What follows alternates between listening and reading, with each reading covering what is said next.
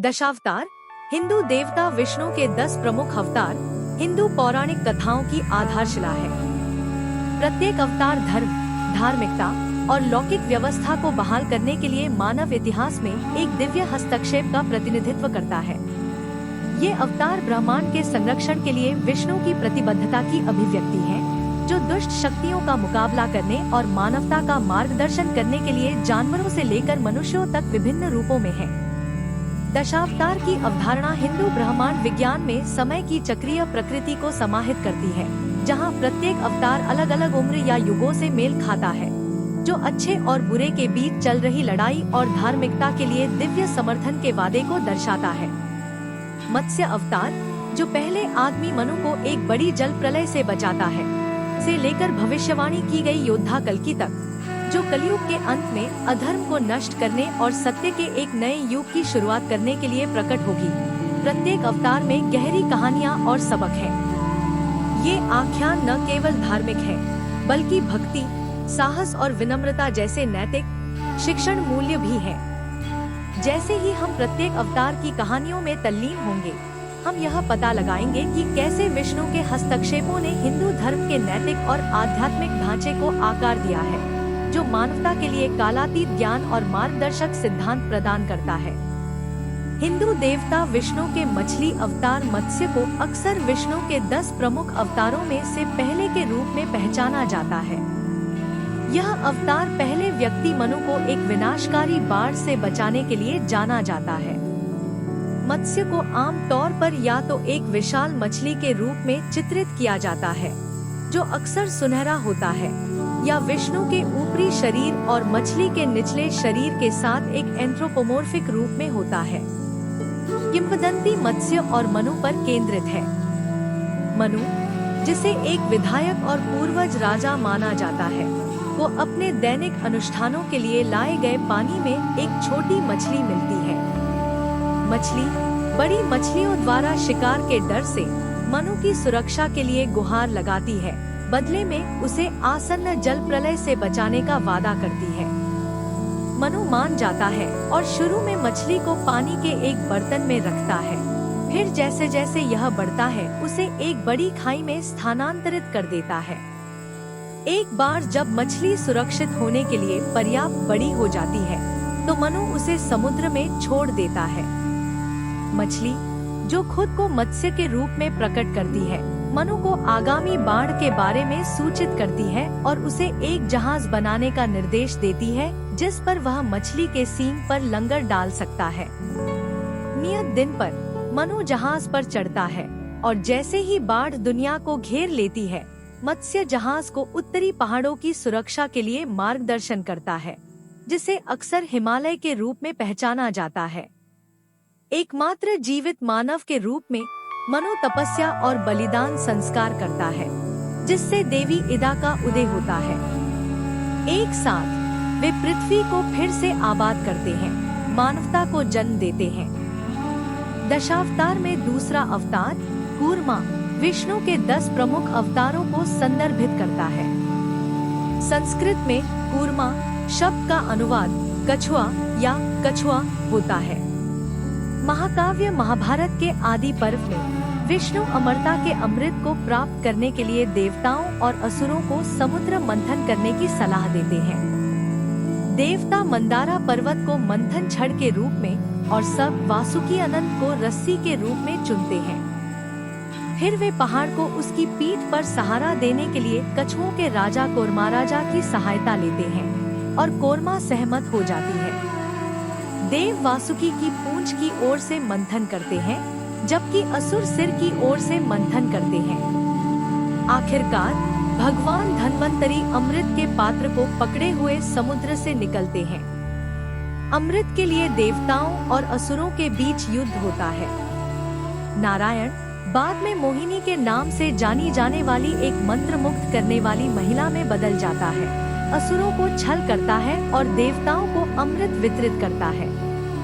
नारायण नर के साथ असुरों से लड़ते हैं और अंततः देवताओं की जीत होती है।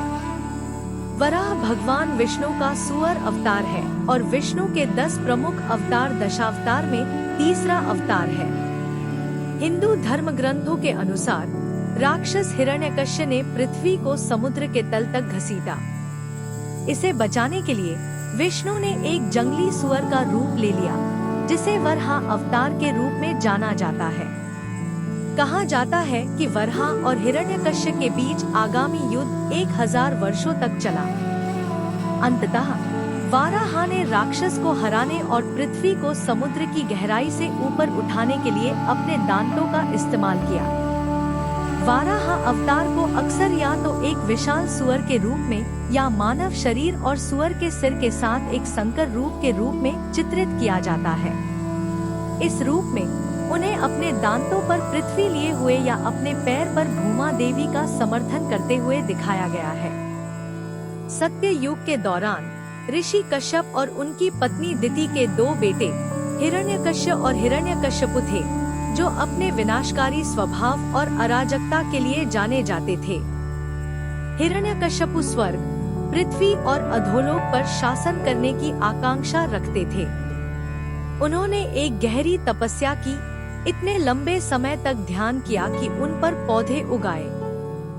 उनकी भक्ति से प्रसन्न होकर भगवान ब्रह्मा प्रकट हुए और उन्हें एक वरदान दिया, हालांकि अमरता नहीं।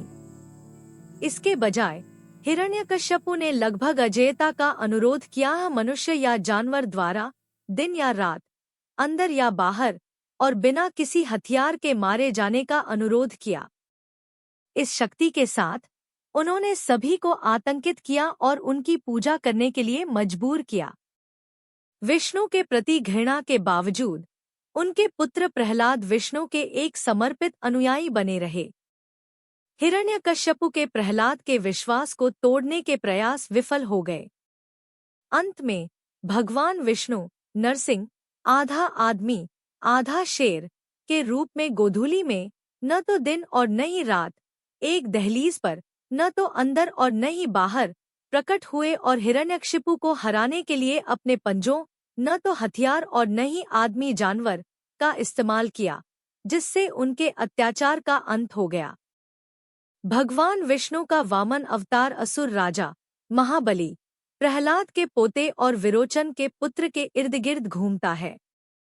समुद्र मंथन द्वारा प्राप्त अमृत से देवताओं के अमर होने के बाद उन्होंने असुरों को हराया। अपनी खोई हुई शक्ति और राज्य को फिर से हासिल करने की कोशिश में महाबली ने शुक्राचार्य से परामर्श किया, जिन्होंने उन्हें महाभिषेक विश्वजीत यज्ञ करने की सलाह दी। पूरा होने पर महाबली को दिव्य उपहार प्राप्त हुए, जिनमें एक सोने का रथ, दिव्य कवच और एक कभी न मिटने वाली माला शामिल थी।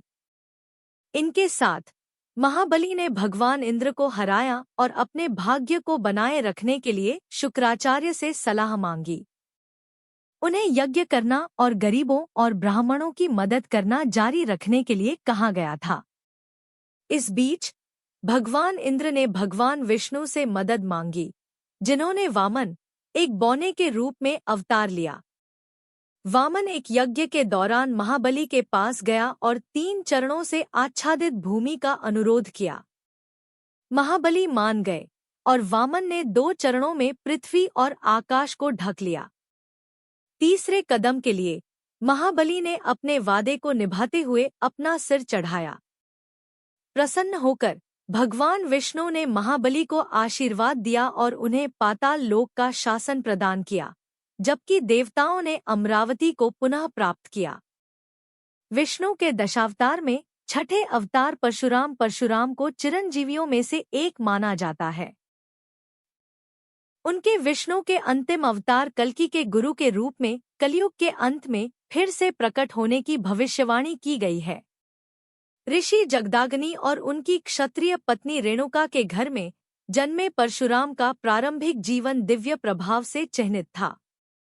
उनके परिवार के पास सुरभि नाम की एक दिव्य गाय थी, जो कामना पूरी करने वाली गाय कामधेनु की वंशज थी, जिसने उन्हें वह सब प्रदान किया जो वे चाहते थे। कर्तव्यवीर्य अर्जुन नामक एक राजा ने इस चमत्कारी गाय के बारे में जानकर जगदाग्नि से इसकी मांग की। जब ऋषि ने मना कर दिया तो राजा ने जबरदस्ती गाय को ले लिया, जबकि परशुराम दूर थे। गाय की वापसी के लिए जगदाग्नि के अनुरोध पर राजा ने उसे मारा और मार डाला। अपने पिता की हत्या से दुखी और क्रोधित परशुराम ने अपनी कुल्हाड़ी उठाई और कर्तव्यवीर्य अर्जुन को युद्ध करने की चुनौती दी। पद्म पुराण के अनुसार परशुराम ने जबरदस्त लड़ाई लड़ी और अंततः अपने पिता की मौत का बदला लेते हुए राजा को हरा दिया और मार डाला। राम हिंदू धर्म में एक प्रमुख देवता है। उन्हें विष्णु के 7वें और सबसे लोकप्रिय अवतारों में से एक के रूप में पूजा जाता है। राम केंद्रित हिंदू परंपराओं में उन्हें सर्वोच्च व्यक्ति माना जाता है। राम हिंदू महाकाव्य रामायण के पुरुष नायक हैं। रामायण एक प्राचीन हिंदू महाकाव्य है जो अयोध्या के राजकुमार राम, उनकी पत्नी सीता और उनके वफादार भाई लक्ष्मण के जीवन का अनुसरण करता है। अपने पिता राजा दशरथ द्वारा किए गए वादे के कारण राम को सीता और लक्ष्मण के साथ 14 साल के लिए जंगल में निर्वासित कर दिया जाता है। सीता का लंका के राक्षस राजा रावण द्वारा अपहरण कर लिया जाता है, जबकि तीनों जंगल में रह रहे होते हैं। राम ने सीता को बचाने के लिए बंदर राजा सुग्रीव और उसके सेनापति हनुमान के साथ गठबंधन किया। हनुमान लंका में सीता का पता लगाते हैं और उसे राम के आसन्न बचाव के बारे में आश्वस्त करते हैं। एक पुल का निर्माण राम की सेना रावण के राज्य तक पहुंचने के लिए लंका के लिए एक पुल का निर्माण करती है, जिसे राम सेतु कहा जाता है। राम की सेना और रावण की सेना के बीच भयंकर युद्ध होता है। राम रावण को मारते हैं और सीता को बचाते हैं, जिससे राक्षस राजा के अत्याचार का अंत हो जाता है। वनवास के बाद राम, सीता और लक्ष्मण अयोध्या लौटते हैं, जहां राम को राजा का ताज पहनाया जाता है। रामायण कर्तव्य, धार्मिकता और भक्ति के मूल्यों की शिक्षा देती है और यह हिंदू धर्म में एक केंद्रीय सांस्कृतिक और धार्मिक ग्रंथ बना हुआ है। कृष्ण के बड़े भाई बलराम भगवान विष्णु के 8वें अवतार के रूप में पूजनीय है। वासुदेव और रोहिणी के घर में जन्मे बलराम को चमत्कारिक रूप से कंस की धमकियों के कारण देवकी के गर्भ से रोहिणी के गर्भ में स्थानांतरित कर दिया गया था। अपनी अपार शक्ति और वीरता के लिए जाने जाने वाले बलराम ने कृष्ण के प्रारंभिक जीवन में महत्वपूर्ण भूमिका निभाई, जिन्हें अक्सर उनके रक्षक और निरंतर साथी के रूप में चित्रित किया जाता है। उन्हें आमतौर पर एक हल पकड़े हुए चित्रित किया जाता है, जो कृषि और शक्ति के साथ उनके जुड़ाव का प्रतीक है। बलराम का जीवन महाभारत की घटनाओं से जटिल रूप से जुड़ा हुआ है। हालांकि वे कुरुक्षेत्र युद्ध के दौरान तटस्थ रहे, लेकिन उन्होंने भीम और दुर्योधन दोनों को गदा युद्ध की कला में सलाह दी। राक्षसों को वश में करने और धर्म की रक्षा सहित विभिन्न घटनाओं में उनका ज्ञान और शक्ति महत्वपूर्ण थी। बलराम की शिक्षाओं और कार्यों ने कृष्ण के दिव्य खेल के पूरक, धार्मिकता के समर्थक के रूप में उनकी भूमिका का उदाहरण दिया। आखिरकार वह तपस्या के लिए जंगल में चले गए और माना जाता है कि वे समुद्र में विलीन हो गए, जो दिव्य स्रोत की ओर उनकी वापसी का प्रतीक है। धर्म और धार्मिकता के संरक्षण में उनके योगदान के लिए उनके जीवन और कार्यों का जश्न मनाया जाता है। कृष्ण हिंदू धर्म में एक प्रमुख देवता है। उन्हें विष्णु के 9वें अवतार के रूप में और अपने आप में सर्वोच्च भगवान के रूप में भी पूजा जाता है। वे रक्षा, करुणा, कोमलता और प्रेम के देवता हैं। वह महाभारत और भगवद गीता में एक केंद्रीय व्यक्ति है। हिंदू धर्म में सबसे सम्मानित देवताओं में से एक कृष्ण का जन्म यादव वंश में देवकी और वासुदेव के घर हुआ था। कृष्ण को अपने अत्याचारी चाचा कंस से बचाने के लिए, जिन्हें इस भविष्यवाणी का डर था कि देवकी का बच्चा उनका पतन होगा, उन्हें गुप्त रूप से गोकुल ले जाया गया और पालक माता पिता नंद और यशोदा ने उनका पालन पोषण किया। एक बच्चे के रूप में कृष्ण अपने शरारतपूर्ण मजाक, चमत्कार और वीरता के कार्यों के लिए जाने जाते थे, जिसमें उनके गांव को मूसलाधार बारिश से बचाने के लिए गोवर्धन पहाड़ी को उठाना भी शामिल था। वह गोपियों, दूधिया, विशेष रूप से राधा के साथ अपने दिव्य प्रेम के लिए भी प्रसिद्ध है, जो दिव्य के प्रति आत्मा की भक्ति का प्रतीक है। कृष्ण का वयस्क जीवन महाभारत में उनकी महत्वपूर्ण भूमिका में समाप्त हुआ, विशेष रूप से कुरुक्षेत्र युद्ध के दौरान, जहां उन्होंने पांडव राजकुमार अर्जुन के लिए सारथी और मार्गदर्शक के रूप में कार्य किया। इस युद्ध के दौरान कृष्ण ने भगवद गीता दी, जो एक पवित्र ग्रंथ है जो कर्तव्य, धार्मिकता और वास्तविकता की प्रकृति पर प्रकाश डालता है। युद्ध के मैदान में अर्जुन को कृष्ण की शिक्षाओं ने योद्धाओं के सामने आने वाली नैतिक दुविधाओं को संबोधित किया और गहरी दार्शनिक अंतर्दृष्टि प्रदान की, जो हिंदू विचार और आध्यात्मिकता को प्रभावित करती है। कल्कि भगवान विष्णु के 10वें और अंतिम अवतार हैं। वे वैष्णव ब्रह्मांड विज्ञान के अनुसार अस्तित्व के अंतहीन चक्र में वर्तमान युग कलयुग के अंत में प्रकट होने के लिए नियत है। उनका आगमन कलयुग के समापन का प्रतीक है और महाप्रलय से पहले सत्य युग, सत्य और धार्मिकता के युग की शुरुआत करता है। पुराणों में कल्कि को एक दिव्य योद्धा के रूप में दर्शाया गया है, जो देवदत्त नामक एक सफेद घोड़े पर सवार है और उसके पास एक धधकती तलवार है। उनका मिशन अधर्म को मिटाना और सबसे अंधकारमय, सबसे विनाशकारी अवधि को समाप्त करके अस्तित्व को पुनर्जीवित करना है। कल्कि के आगमन से अराजकता, बुराई और राक्षसी ताकतों का अंत होने की भविष्यवाणी की गई है। इस प्रकार धर्म, धार्मिकता को बहाल किया जाता है और शुद्धता और शांति के एक नए युग का मार्ग प्रशस्त होता है। भागवत पुराण और अन्य ग्रंथों में कल्कि को अंतिम समय के अग्रदूत के रूप में वर्णित किया गया है, जिसे बिगड़ चुके आध्यात्मिक और नैतिक मूल्यों को पुनर्जीवित करने का काम सौंपा गया है। उनकी भूमिका विनाश से परे है। उनका उद्देश्य एक आध्यात्मिक परिवर्तन और मानवता के लिए एक नई शुरुआत लाना है। कल्कि की उपस्थिति हिंदू ब्रह्मांड विज्ञान में समय की चक्रीय प्रकृति का प्रतीक है, जहां विनाश के बाद नवीकरण होता है, जिससे ब्रह्मांड की शाश्वत प्रगति सुनिश्चित होती है। उनकी कहानी विश्वास और धार्मिकता पर जोर देती है, भक्तों को आश्वस्त करती है कि दिव्य हस्तक्षेप अंततः व्यवस्था और न्याय को बहाल करेगा। और आपके पास यह है, भगवान विष्णु के 10 अवतारों में हमारी गहरी डुबकी, प्रत्येक दिव्य हस्तक्षेप और लौकिक संरक्षण का एक वसीयतनामा है। हमने मत्स्य से शुरुआत की, दिव्य मछली जिसने दुनिया को बचाया, कूर्मा वह कछुआ जिसने अमरता के अमृत को जन्म देने के लिए समुद्र के मंथन का समर्थन किया। इसके बाद हमने वराह, पृथ्वी के उद्धारकर्ता, ग्रह को उठाने वाले सुअर की खोज की।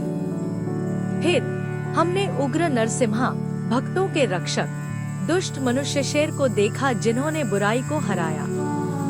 वामन, बौना जिसने ब्रह्मांड को 3 चरणों में मापा, ब्रह्मांडीय क्रम को बहाल किया। परशुराम, ऋषि जिन्होंने अपने क्रोध के साथ धार्मिकता को बहाल किया। राम, वीर राजकुमार जिन्होंने धर्म का पालन किया। बलराम, दिव्य भाई, कृष्ण के वफादार साथी की शक्ति और ज्ञान। कृष्ण, दिलों के जादूगर, भगवान जिन्होंने प्यार का रास्ता सिखाया। अंत में हमने कल्कि, the future warrior, the dawn of a new age, the warrior who will end the darkness की झलक देखी। भगवान विष्णु के 10 अवतार हमें युगों से दिव्य हस्तक्षेप, धार्मिकता के शाश्वत संरक्षक के बारे में बताते हैं। इस दिव्य अन्वेषण में हमारे साथ शामिल होने के लिए धन्यवाद। यदि आपको यह वीडियो पसंद आया है और आप भारतीय पौराणिक कथाओं और इतिहास के समृद्ध चित्रों में गहराई से जाना चाहते हैं, तो हमारे चैनल भारतीय पौराणिक कथाओं और इतिहास को पसंद करना, साझा करना और सब्सक्राइब करना सुनिश्चित करें। हम आपके विचारों और आपके किसी भी प्रश्न को सुनना पसंद करेंगे, इसलिए नीचे एक टिप्पणी देना न भूलें। हमारी साझा विरासत से अधिक आकर्षक अंतर्दृष्टि और कहानियों के लिए बने रहें। अगली बार तक विष्णु के अवतारों का ज्ञान आपकी यात्रा में मार्गदर्शन और प्रेरणा दे।